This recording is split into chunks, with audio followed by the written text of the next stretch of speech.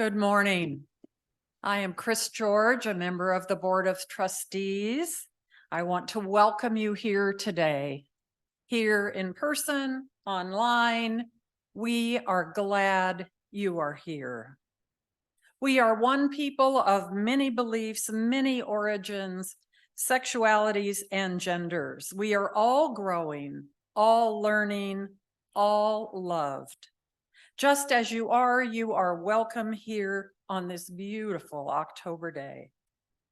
As we begin our gathering, I respectfully acknowledge that I speak to you today from occupied Puyallup and Coast Salish ancestral lands.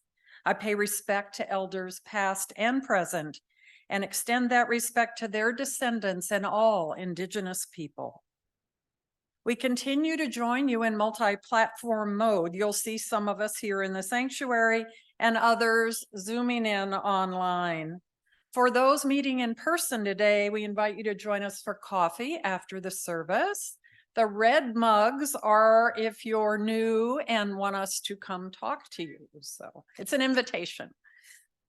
For those in person, this facility is equipped with a hearing assistance system. Devices are available at the table in the back of the sanctuary. If you've seen our weekly email, you know that there are many ways to get involved. Please take a moment to see if any of these options call you. If so, check out a way you can be more engaged in Tahoma UU. We are re-energizing several committees and new thinking is always appreciated. Please see Chrissy Kim, who I do not see here today, or email board@tahomauu.com to sign up if you want to volunteer to help in any of these ways. As always, details for our upcoming services can be found on our website or in the e-news.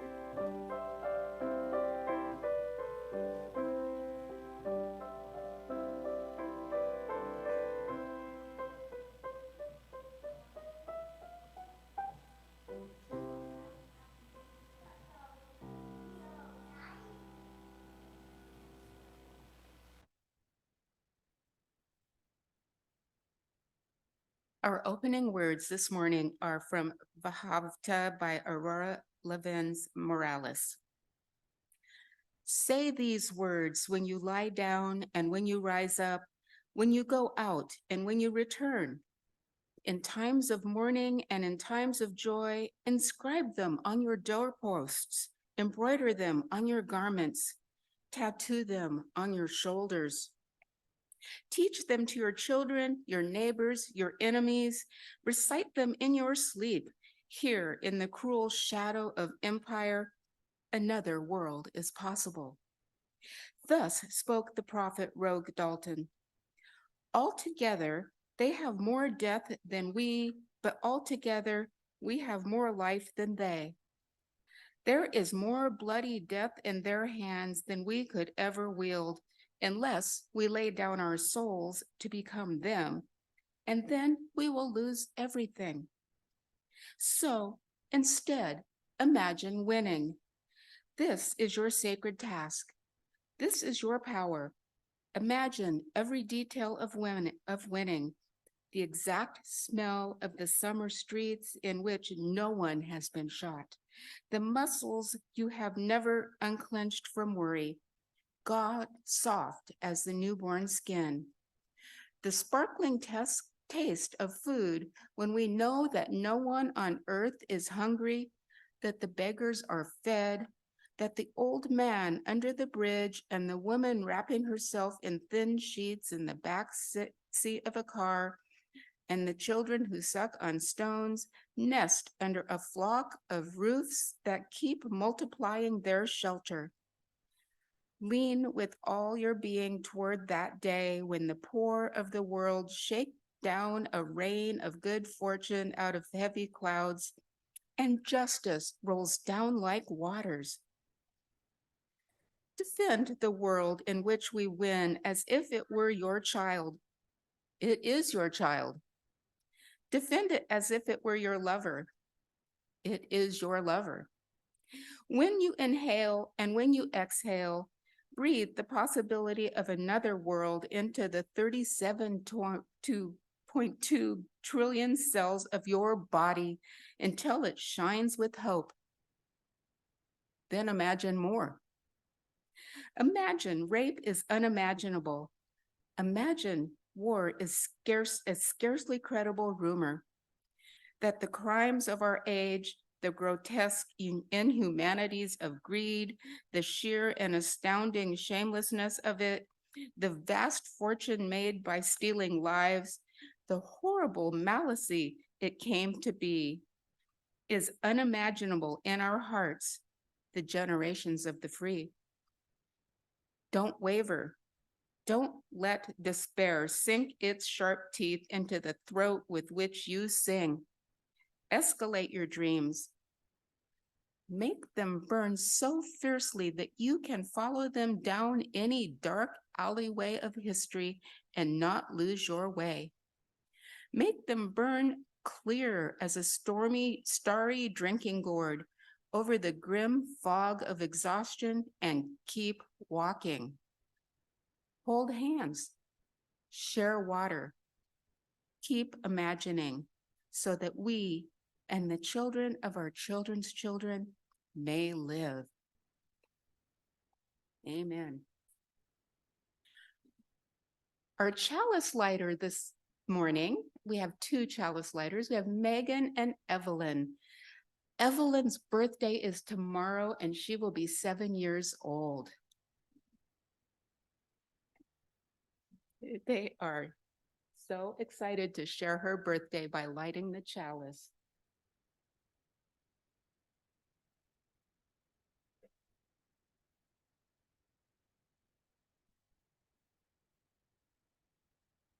And please join in the words for lighting our chalice. We light this chalice in deep respect for the mystery and holiness of life, in honor and gratitude for all who have gone before, with love and compassion for those who dwell among us, and with hope and faith for the generations to come.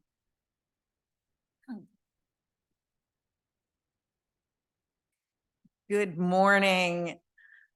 I am Patty McPhee, and you see me up here many times, but today I'm going to be sharing words with you. But right now, yes, we're going to share some music.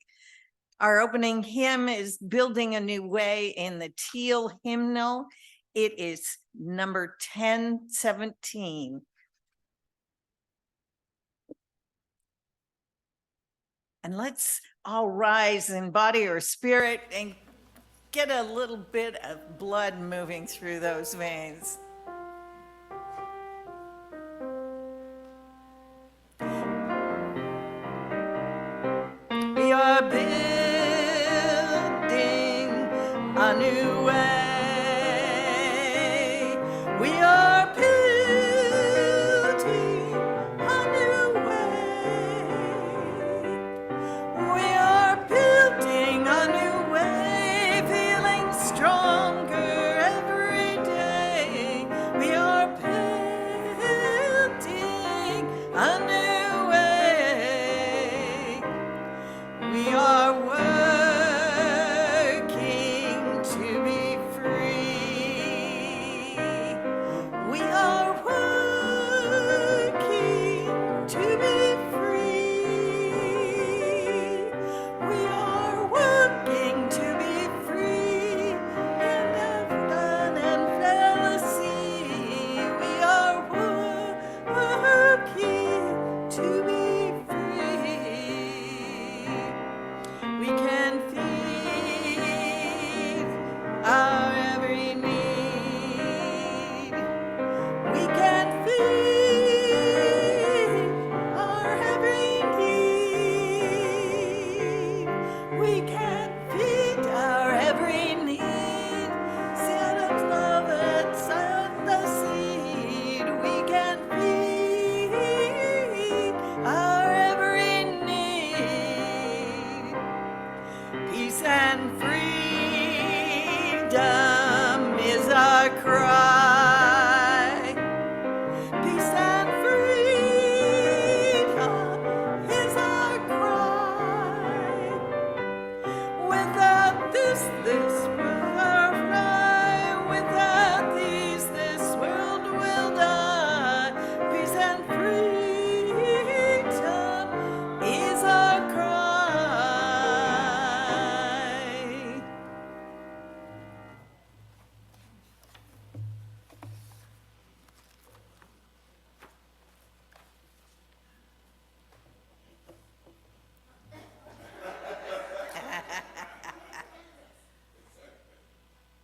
Okay. Oh.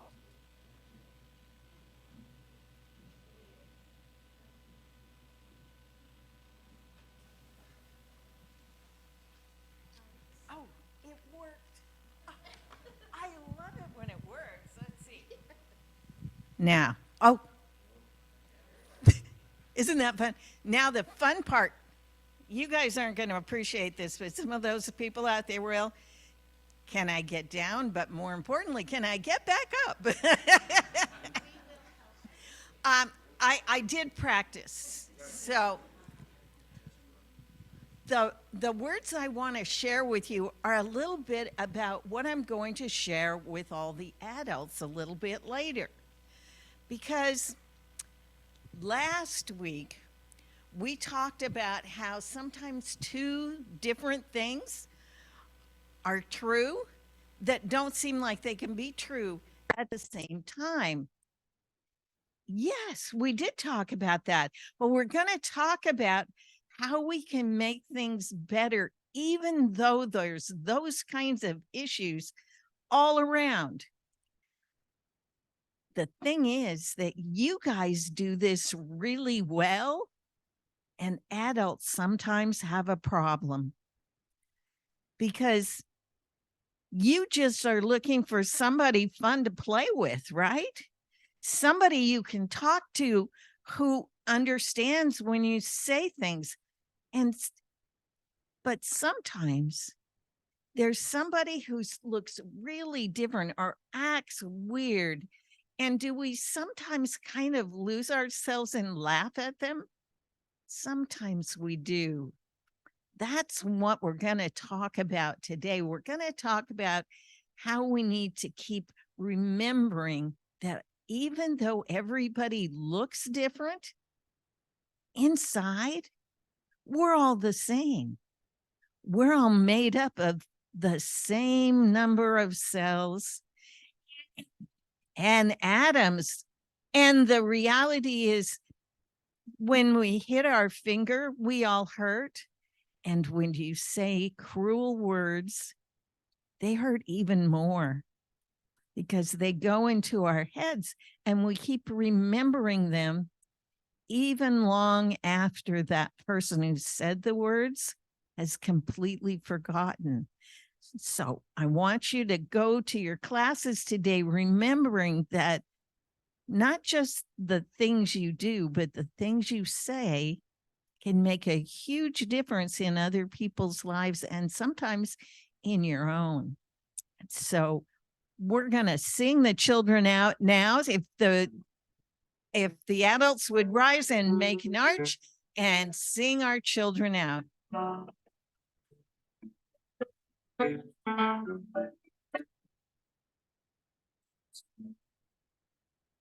To nurture the spark of your precious life, we hold you in our love as you go.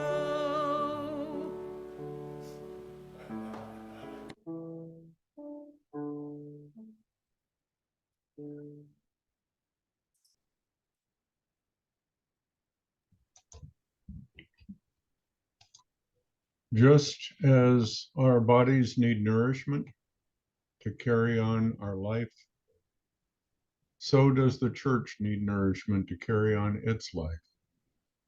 As the collection is being taken in the sanctuary, for those of you that are online, this is an opportunity for you to help the church continue to be of support to the community and to the fellow members of this church. Thank you for your consideration and thank you for helping us help you.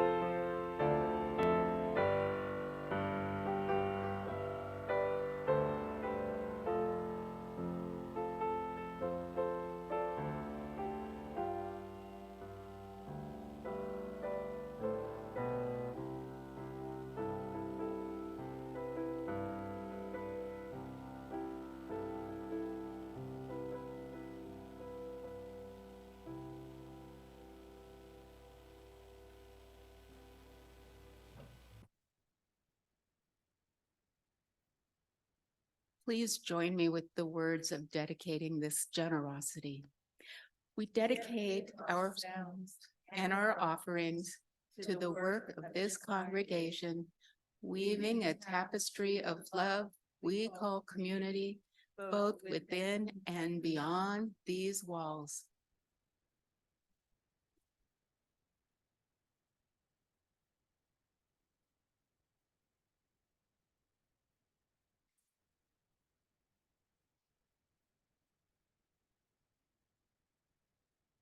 I want to start with something I wrote to myself. Oh, yes, the camera. See, I was so good the other time. Oh, hi. Thank you. I journal. Is there anyone else here who journals on a regular basis? Maybe not all the time, but yeah.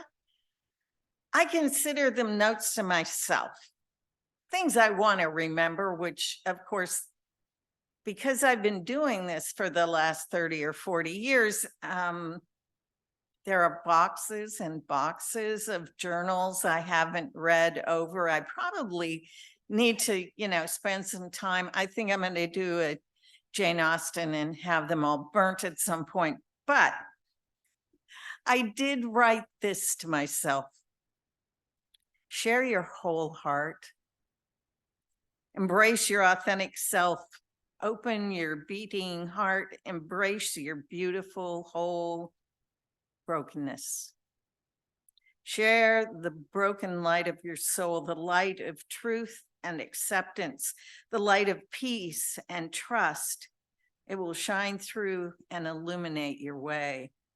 Share your authentic self. Share your authentic story. You will not frighten others away. Your authentic self, your broken wholeness, fully illuminated, shines a light on your path, a light on love, courage, hope. Share your authentic brokenness. Do not let fear extinguish the light of your authentic self, isolating you from the love within and all around you. Share your authentic broken wholeness and be in your moment. Be in all your moments. Open your beating heart to love and share your whole authentic self. Let's take a moment to center ourselves and bring ourselves into this place and time.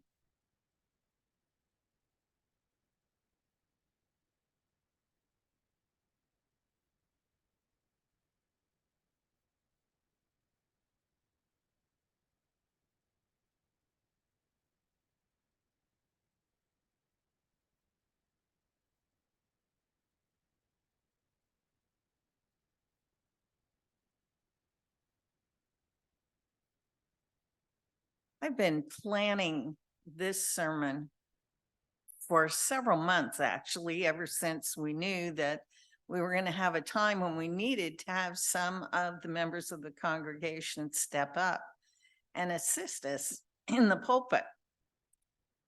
I've been thinking about this for a long time. And then last week, Reverend Crystal gave her sermon on duality. Oddly enough, it is a great segue into my sermon. I have a couple of questions I want you to think about in the course of this sermon and ponder how we are going to be in this world. Who do you know? That's a good question to start.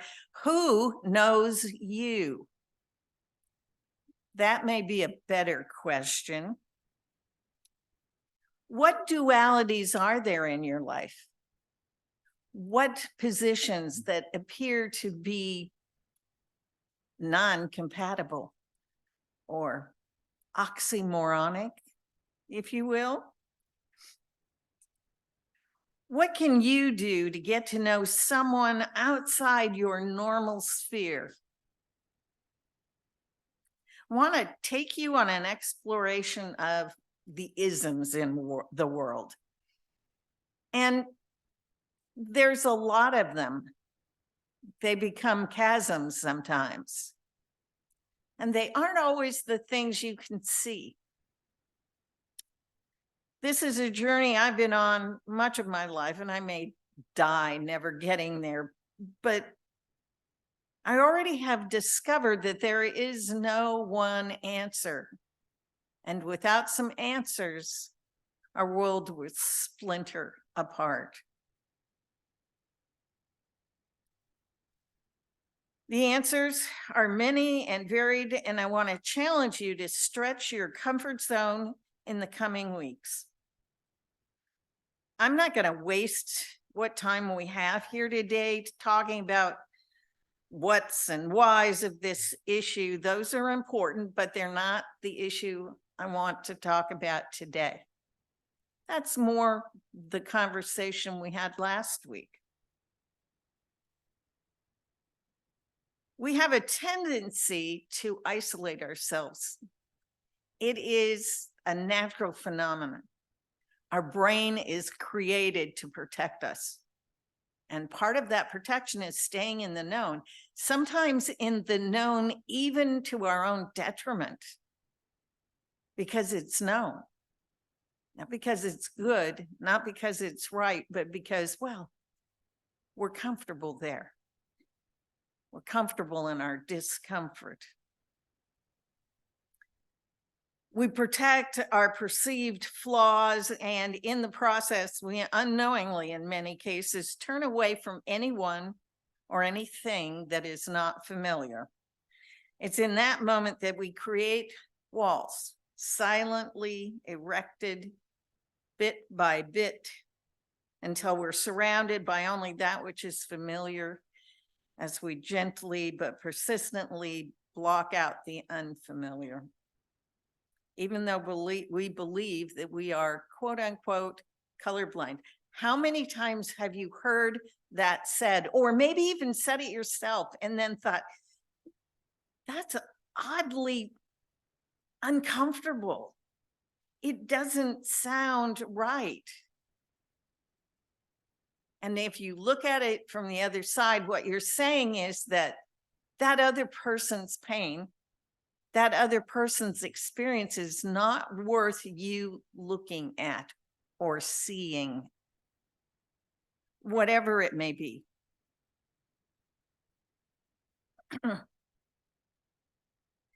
In reality, we're saying that we're uninterested in that other person and their struggles.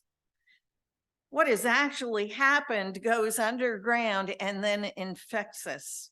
Without our consent, we either act with unearned privilege or armor up in expectation of pain.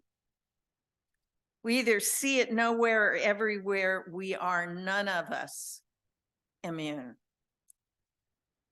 There are cures, and they're very slow acting. In fact, they can be so slow acting that in your lifetime, you may never see their result, but they will change things. We must step out and open ourselves to others, inviting them into our lives. This requires awareness and dedication to implement. And even when it seems the cure has taken hold, some slips will occur. This works best when all are willing and aware, both sides of the conversation. We must learn to forgive ourselves and others and to rededicate. Invite someone into your inner circle. Oh, by the way, we all have inner circles. We all have those people we're comfortable with. So think again about what I just said. Invite someone new in. Especially invite someone new in that you just normally wouldn't have even thought about.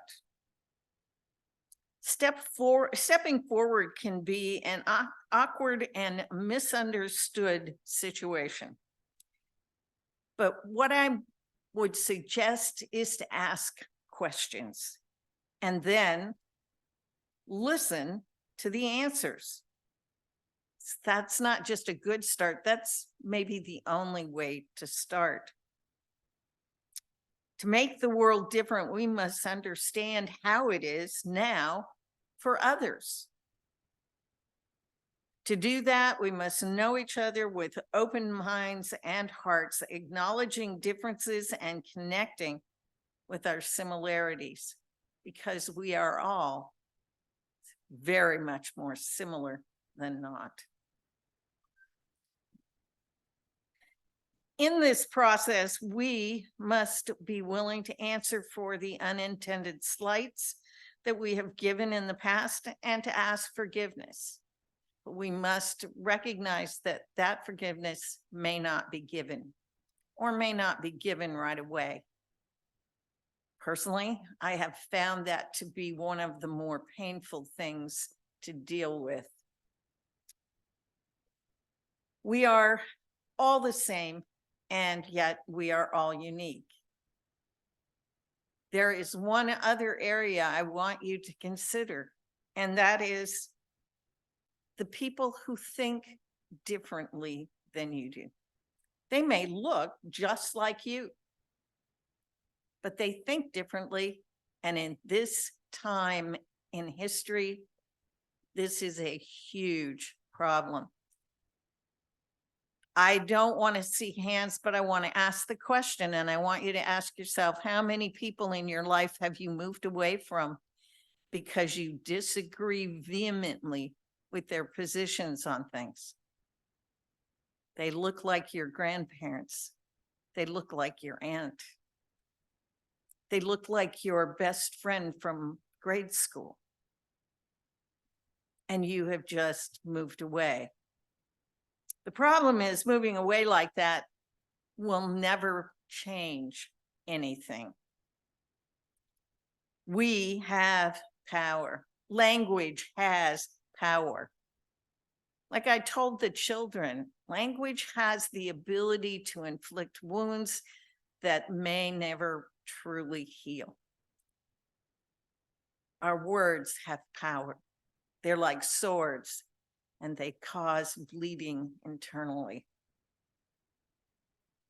We must learn to not turn away from those we disagree with. In some ways, that may be the hardest task that I'm putting you. Learning to ask the right questions in the moment with the right intent can make all the difference. And I want to emphasize, with the right intent. Your intent is not to change their minds. Your intent is to listen and learn. To ask why with a desire to learn and with curiosity. Lean into your discomfort and seek to understand, not necessarily to agree. Okay, I'm not asking you to agree, but to recognize their pain points and to acknowledge our similarities. You'll never change them. Just point blank, you can't change anybody except yourself. They are the only ones who can change. Your goal is to ask for equal time and then to speak your truth, your heart with passion, but not anger. All you can expect is to be heard as you listened and heard them.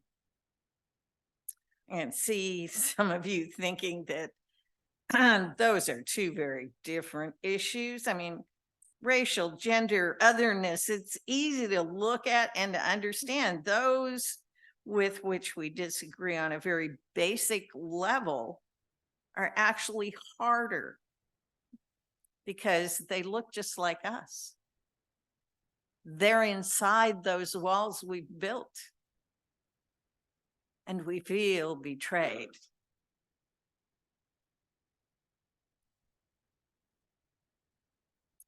So we'll come back to some of the questions I asked to be in the beginning. Who do you know?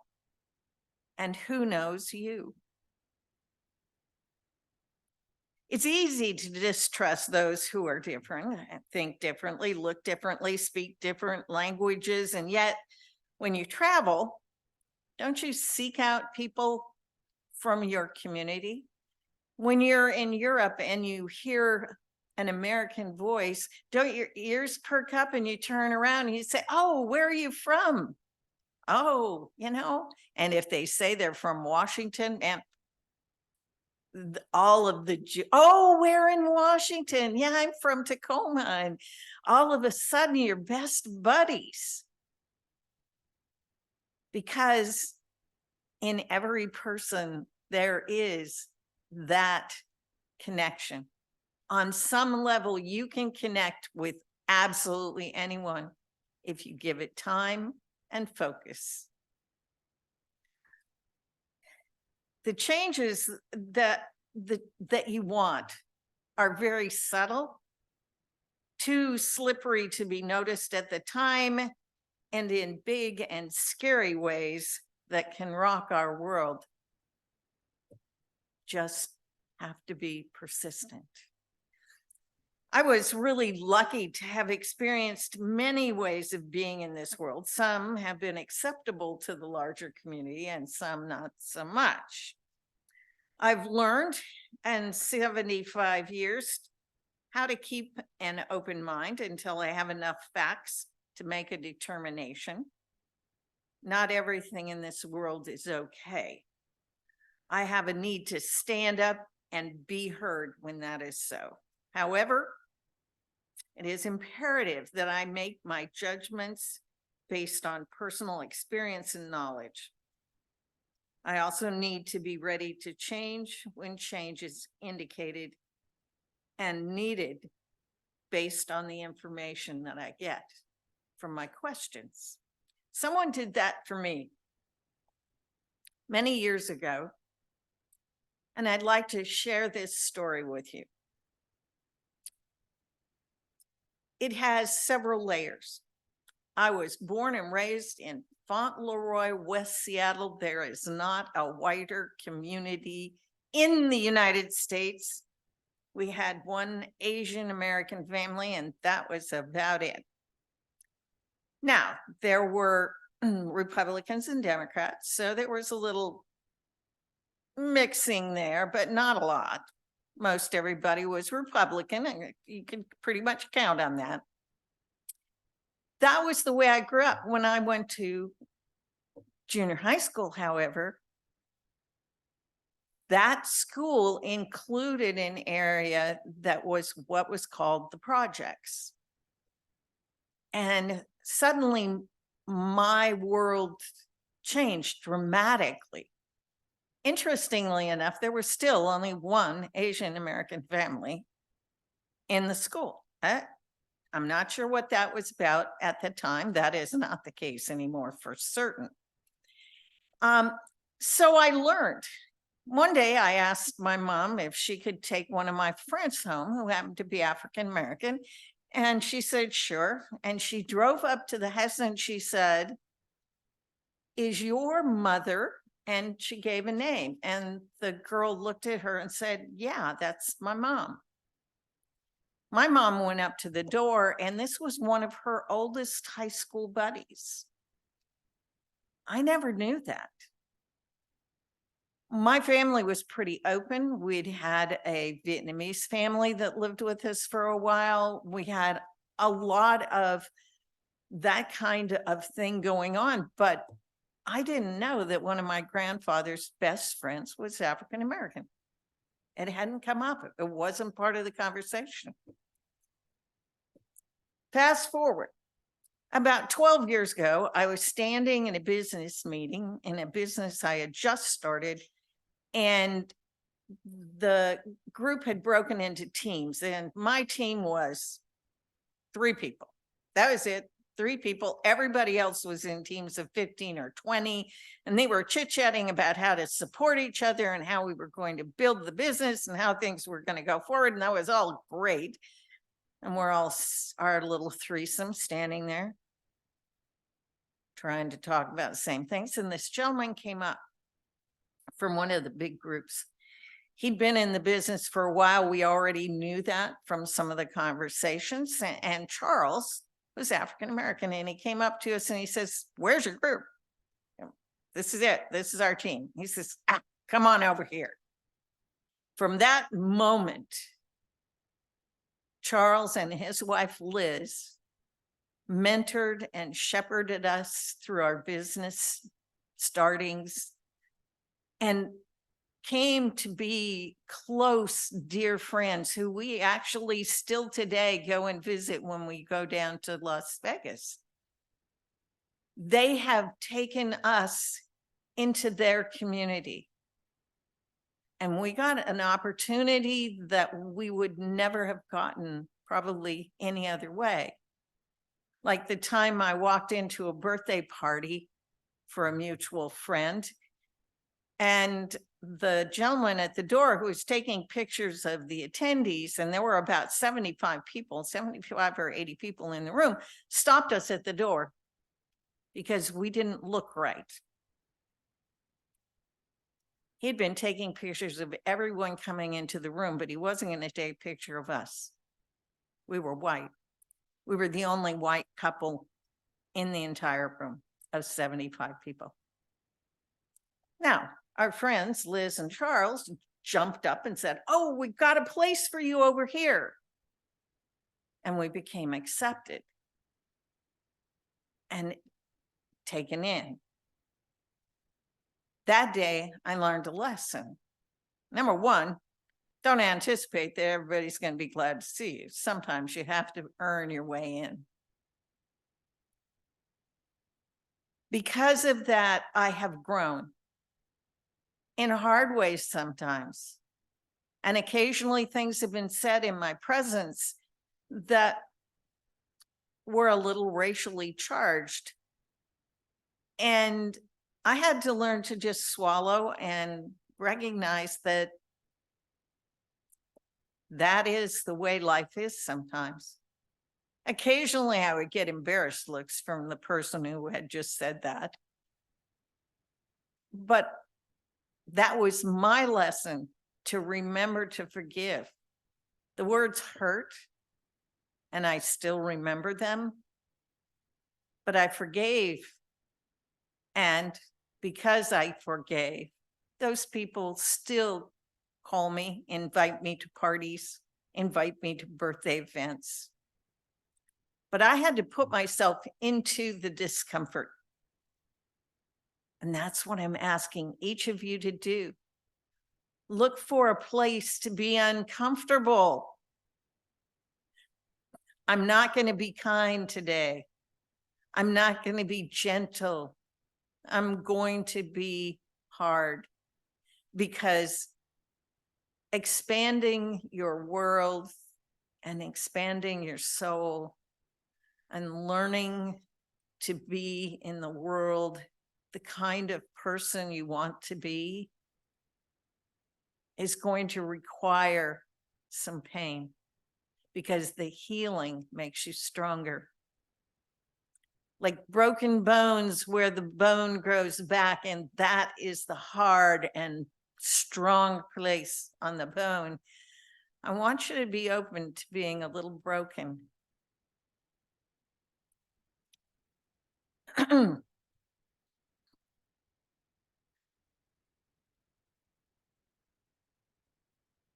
I'm going to read you a poem I wrote for that same woman, the wife of Charles, Liz, who's become a dear friend. She saw one of my sculptures. Some of you know I'm a stone sculptor, some do not. That's fine. And Patty McPhee is the first name that pops up on Google. So if you want to look, you're welcome to do that. But she couldn't take it with her to Nevada. And so she said, do something else for me. The sculpture was called Ladies of Laughter.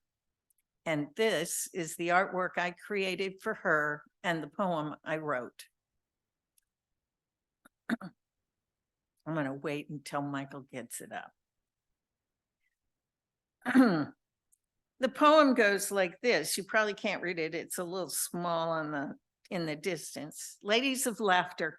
There they are, my best friends, heads back in laughter, hair mingling so no telling one from the other, cheek to cheek, joy in the moment, sharing life's pleasure, love spilling out, laughter splitting the air, connected hearts, connected hands, embracing all the world. In that moment, there is no evil. Love has squeezed it out and filled all the broken places with laughter.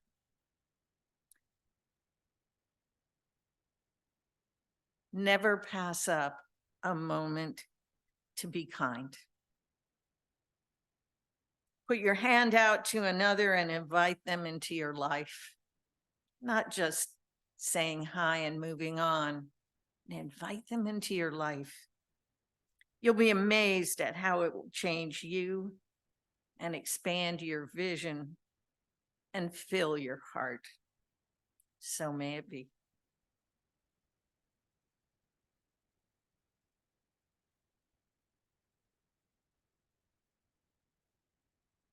And our closing hymn is one of our favorites, Blue Boat Home, in the teal hymnal. And this one's hard sometimes because the piano doesn't really give you the tune. So that's why I'm here, I guess. Okay. Please stand, embody your spirit, and join me.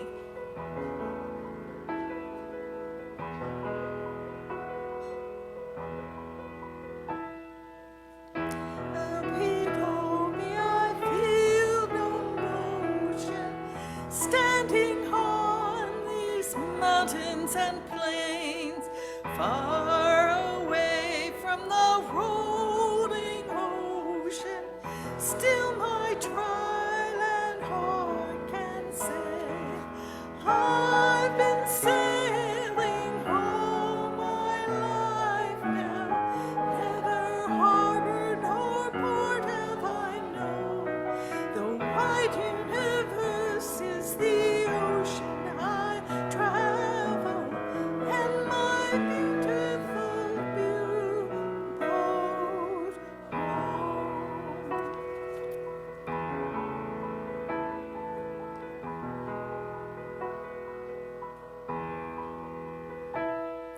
Sun my sail and boot my rudder as I ply the starry seas, leaning over the edge in wonder, casting questions into the deep, drifting here with my ship's companions, all ye 100 pilgrim souls, making our way by the lights of the heaven in a beautiful blue boat home.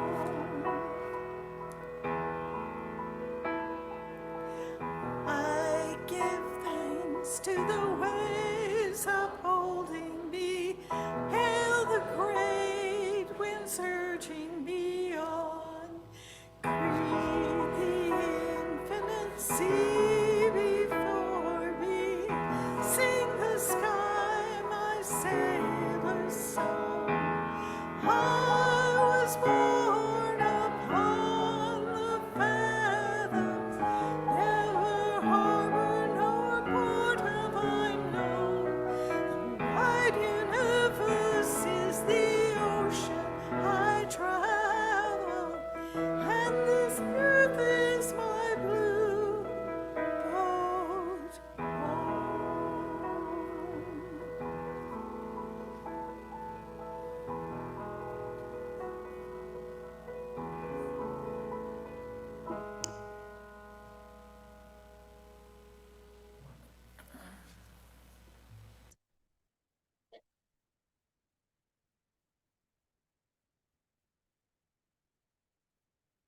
All of you have the possibility of change. It sits next to you. It stands in the doorway.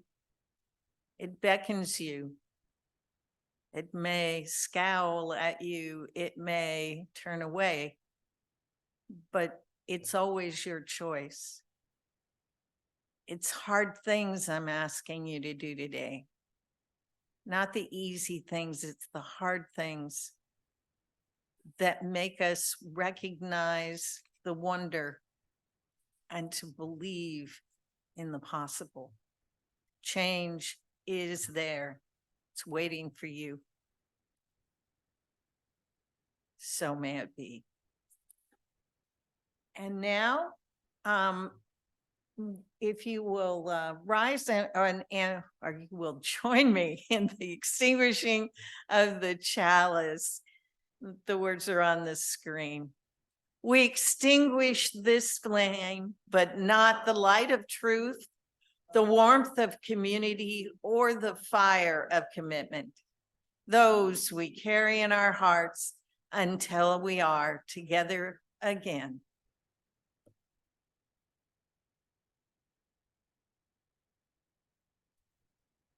Now, if you'll rise in body or spirit and sing our closing blessing song. Yes, I will do the hand movements for you.